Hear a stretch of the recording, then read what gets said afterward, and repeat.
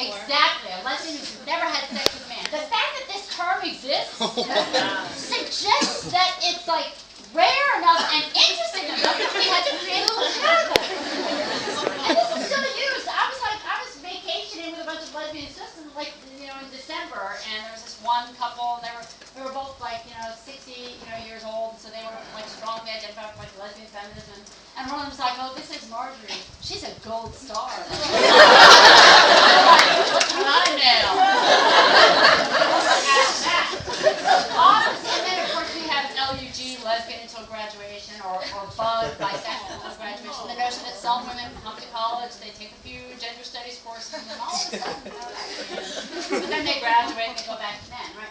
So obviously, this whole phenomenon of are you really X or are you just experimenting or temporary is something that has chronically been an issue within the lesbian community, which I think shows how prevalent that phenomenon is. You don't have a bunch of debates within the gay male community about, whether you're an elective gay or a political gay man, or, there just isn't the same sort of discussion and debate about it, which I think shows you just how much more common this is among women than men, which is also reflected in the graphs that I showed you. You just have more women than men in that kind of fussy sort of category.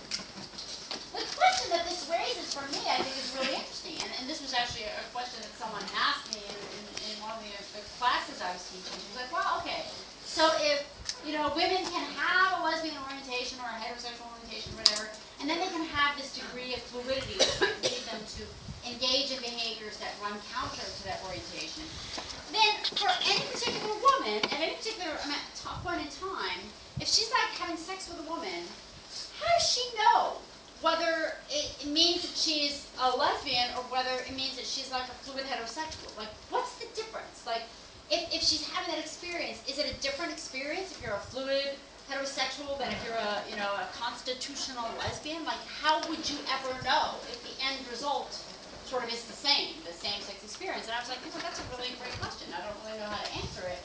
And over time, I've started to try and sort of unpack that by focusing specifically on the sorts of attractions and behaviors that women pursue when they're ovulating. So let me back up and explain why this is the case. There's long been extensive research, mainly in primate female sexuality, differentiating between two different forms of sexual motivation. Which I think it's sort of interesting because when we talk about desire or sex, we sort of presume that it's all the same. We use the phrase same-sex attraction as if we all know what it means, as if it's a uniform experience, as if it's just one thing, like same-sex attraction. Do you have one? Do you not have one? It's like on, off. And yet, in the primate literature, they've really shown that there are different types of sexual desire and motivation. And the main one is something called proceptivity versus arousability.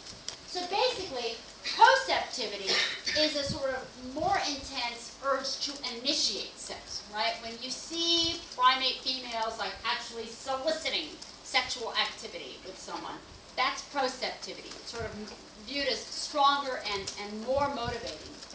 Then you have arousability, which is the capacity to become interested in sex if it's initiated by someone else or if something sort of happens, right? And this is related to the estrous cycle in primate females, right? Because, unlike males who can basically reproduce themselves with every single sexual act, females can only reproduce themselves if they have sex when they're ovulating. So what's often been observed, and in some species, and you'll see this on like nature shows, right? Some primate species have very visible estrous swellings, and their butts get all like red and attractive, and it's like, now's the time, In some species, females will only have sex when they're ovulating. That's like, they're not even going to be interested in sex when they're not, ovulating, and therefore when they don't have those swellings. One of the evolutionary developments was something called concealed ovulation, that for some of the higher primate species, including humans, there are no estrous swellings, there are no visible signs that, you're ovulating. Basically, you can have sex at any point in the cycle, it's just that you're only capable of actually reproducing, actually conceiving during ovulation and during, estrus. So what a lot of studies have found is that although these primate females who are capable of having sex at any point in the cycle, they are arousable at any time, right? If a male comes up to them and is like, hey, I want to have sex with you, even if they're not ovulating, they might be like, okay, sure, why not, right? But when they're ovulating, you see a distinct change in female behavior, which is that they go after the males, that they initiate, they seek it out, right? So there's that differentiation between this capacity to become aroused and this intent to seek it out. And so proceptivity peaks at ovulation, and it's shown to be directly tied to the increases in estrogen levels that accompany ovulation. Arousability is not related to estrogen levels or testosterone levels at all. Arousability is just basically situation dependent. It depends on your circumstances. It doesn't depend on your hormones. So basically the model is this, right? So if this is your cycle, right, estradiol over a 30-day period, when you're ovulating, that's when proceptivity really dominates your sexual desires. The rest of the month, arousability dominates your sexual desires, right? That's what's determining your sexual attraction. I think the implications of this are really cool, right? Because it suggests that each and every instance of sexual desire might be a little bit different. Some of them are going to be more governed by proceptivity. Some of them are going to be more governed by arousability, right? So that if you have a desire that occurs here in your cycle, well, most of that's going to be influenced by arousability and only a little bit by proceptivity. If you have a desire that occurs closer to when you're ovulating, most of that's going to be governed by proceptivity and only a little bit by arousability, right? Now, the reason you would be able to tell is that procept desires, right, they should be more related to estrogen levels, and they should increase during ovulation. So, this is really interesting when you think about sexual orientation, right? Because if you're looking for a site for sexual orientation, like where would you look if you wanted to know what a woman's orientation is? It ought to be in proceptivity, right? Because that's the only aspect of sexual motivation that has reproductive consequences. If the original sort of design of human sexuality is to code in heterosexual orientations to ensure reproduction, and then you can think about same-sex orientations as just being like, you know, an error in the code, that's only even consequential during ovulation. If arousability is not linked to hormone levels, is situation-specific, is, you know, determined by these other factors, then it ought to be gender neutral. That appears to me to be the domain in which fluidity should operate. So if you want to know the true orientation, right, of a lesbian until graduation, I would say, look at who she wants to have sex with when she's ovulating, right?